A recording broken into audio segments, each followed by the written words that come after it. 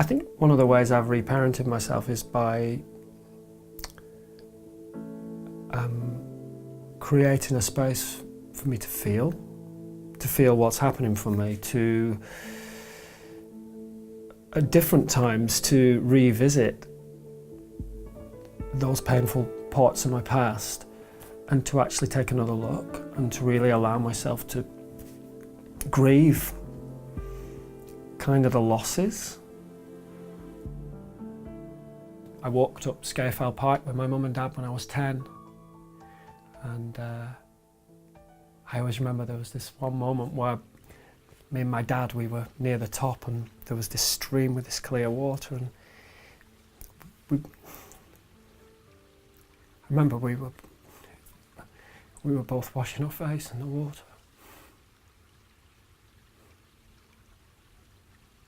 I didn't want to be anywhere else.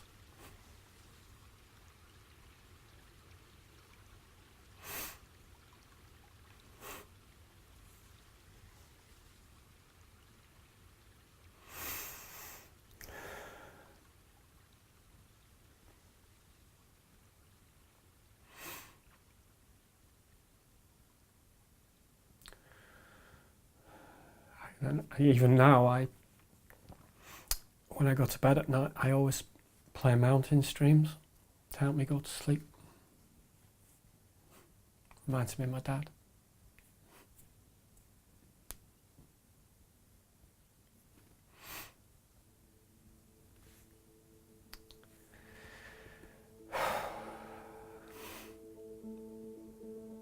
Miss him.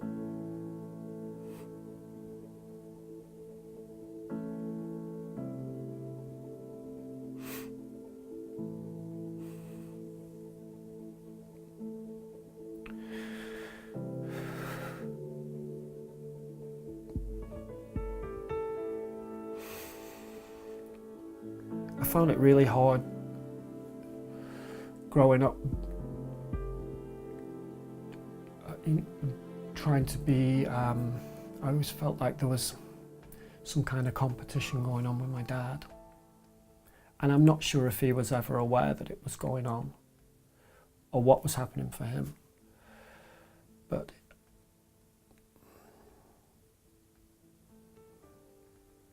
a part of me always wanted to be as good as him. And he was always really handy, and he was really good at getting things done, you know. And I was kind of the awkward one. I wasn't very good with the DIY, and you know, I was the kid who used to draw but colour dogs green because I was colour deficient, and I think I just grew up believing I wasn't good enough, and that no matter what I did, it was never going to be enough. I think eventually I started to run with that, and I started to turn against myself as well. I think that's why it was such a big moment for me when I went and won that first bodybuilding, you know, when I came back after 23 years and won my first bodybuilding show after 30 odd years of training. And even when I won, there was a part of me wanted to give the trophy back. I saw the look I got from the other guy in the lineup, and I felt really bad for a moment. And then I allowed myself to have that moment and to move through it and to say, no, this is your time. It was my time. Whether it happens again or not, it was my time. And my friend said to me, who followed me through all the shows, he said, you know, once a champ, always a champ. And I'd always believed I was a chump, not a champ. And I got so disillusioned with it that I threw all my trophies in the bin the first time round. And there was this moment where I went home back up north, and I went up into the loft because I thought there might be a couple of things, you know. And I went to this box and I saw this shiny thing stuck out, and it was the trophies, and I was really shocked. They were a little bit battered at the edges, and I went back down from the loft, and I said, "Dad," I said, I'm looking around the loft here, and I've just found these trophies," I said, "that I won, that I threw away."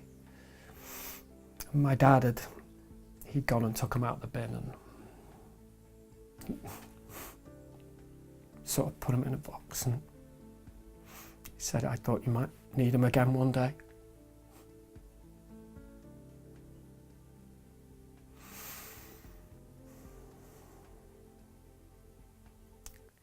I realised in that moment when he did that he wasn't against me, he was actually for me.